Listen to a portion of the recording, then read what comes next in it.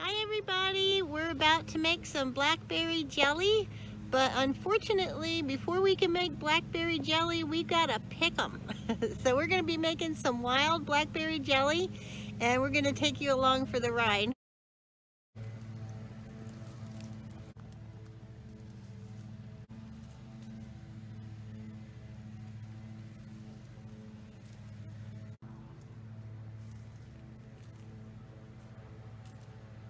I've, I've been in the briar bushes trying to get the best berries. It seems like the best berries are always the furthest back in the brambles. So right now I feel like I've been in a tussle with a family of irate porcupines.